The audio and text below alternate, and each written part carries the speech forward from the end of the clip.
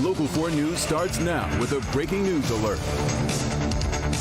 Good evening. We begin with breaking news on Detroit's west side. A search underway right now for a man wanted for killing 2 people. Let's get right out to Pamela Osborne, who's on the scene at Evergreen between Linden and Schoolcraft. Pam, what are police being able to tell you here?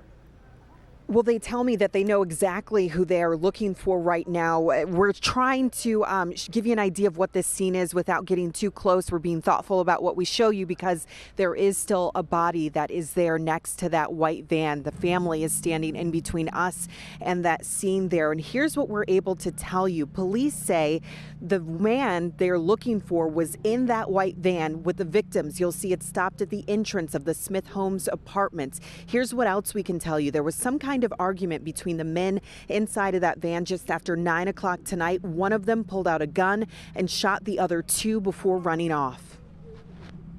The shooter, to everything we have, was in the vehicle with the individuals who were shot. He actually shot one while he was in the vehicle and got out and shot another. Is from what we're getting. Detroit police have the help of state police. They have canines out, they have helicopters up, and they have officers canvassing this immediate area looking for that suspect. I mentioned family of at least one of those victims here on the scene tonight, desperately trying to understand exactly what unfolded here. As soon as we get some more information from police and get an update on that search, we'll of course pass that along to you. For now, we're reporting live tonight. I'm Pamela Osborne, Local 4. Hey, Pam, thank you. We're also following breaking news in Oklahoma, where a gunman opens fire inside a hospital building in Tulsa. Police tonight saying at least 4 people have been killed, with the shooter also dead. Nearly a dozen others are wounded. It happened at the St. Francis Hospital campus in Tulsa. The gunman was armed with a long gun and a handgun, and it's believed at this time he died from a self-inflicted gunshot wound. Police say they arrived to the hospital within 3 minutes of getting the first report and then made contact with the gunman 1 minute later. From what I understand is that the shooter had an issue with a specific physician, and that the shooter could not find this physician, and that elicited his behavior at the shootings. No police officers were injured. Police say the gunman was 35 to 40 years old and that they're still working to identify him. A lot of cleaning up to do after some straight line winds blow through Dearborn Heights, parts of Westland, Inkster, Garden City, and Detroit, bringing down large trees and some power lines.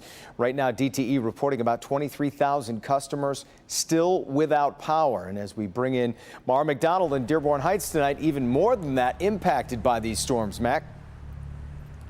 Hey, Jace, it's a mess out here. You see limbs like this? This is typical of what you see all over the roadways here, but that's not all. Come with me. You see the tree, right? We'll take a closer look. It actually swallowed a car. Piles of debris are everywhere as neighbors. We are good neighbors, so we need to take care of ourselves. So. Help neighbors clean up. Power outages are hit and miss throughout several communities, and the limb damage is spread out, in many cases, a whole lot more than just branches. You could see it coming from the southwest, and you could hear the rumble, and all of a sudden, it was like it just started raining, like it normally does, but the wind was horrendous, and it was just blowing, and it was coming this direction, and it was like sheets of water. Multiple massive trees uprooted or snapped by what the National Weather Service confirms was straight-line winds. Unbelievable. You almost think like a twister came through or something came through. That tossed everything in its path, like the brand new deck setup at this home that's just a tangled up mess tonight. It happened so fast, the branch on the bottom there bounced off her roof and bounced way over there. And that branch and these 2 came down almost simultaneously. One right on top of the other. Did you think the house was going? I took the dogs and went in the bathroom. Scared the hell out of them.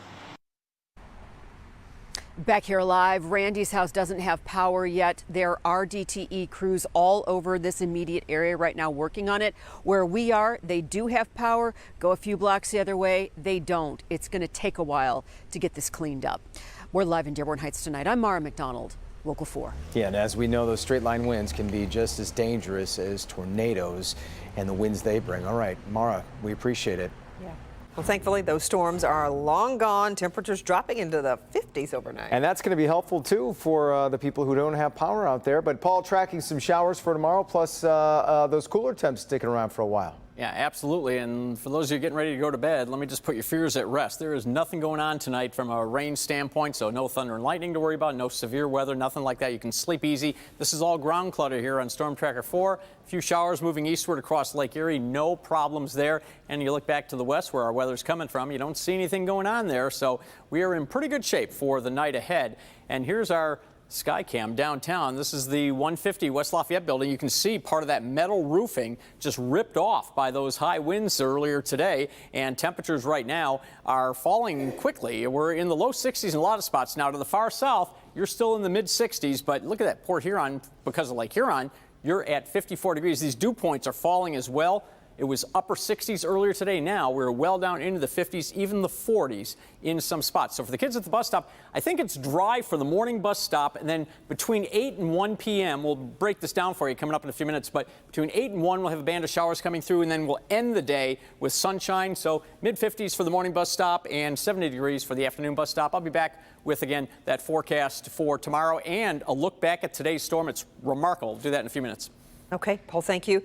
New at 11, state police say the woman who was kidnapped by her estranged husband in St. Clair County has been found safe. Investigators say 55-year-old Carol Durand was taken against her will by 52-year-old Charles Wagner from a home in East China Township. They tell us he attacked another man before kidnapping Durand and taking her to a hotel room in Ohio. That's where police tried to negotiate a peaceful ending. Deputies say Wagner is still barricaded inside that hotel. Transportation Secretary Pete Buttigieg among the speakers today at the Mackinac Policy Conference, addressing everything from electric vehicles to the upcoming Supreme Court decision on Roe v. Wade. He spoke to our Devin Skillion, who continues our coverage from Mackinac.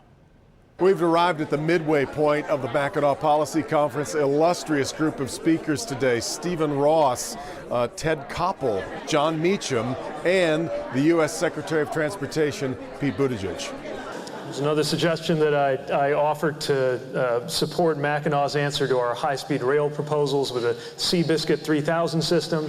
Yes, fitting that the U.S. Secretary of Transportation would come to a place where transit is decidedly behind the times. But Pete Buttigieg also knew he was talking to an audience that has transit in its DNA. And I'm here to tell you that this role, this work that so many of you are involved in, connected to our transportation, connected to our infrastructure, has never mattered more.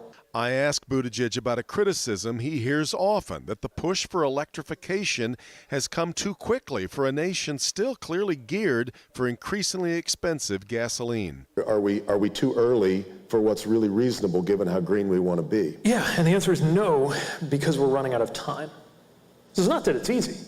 We did eventually meander away from transportation to talk about other issues.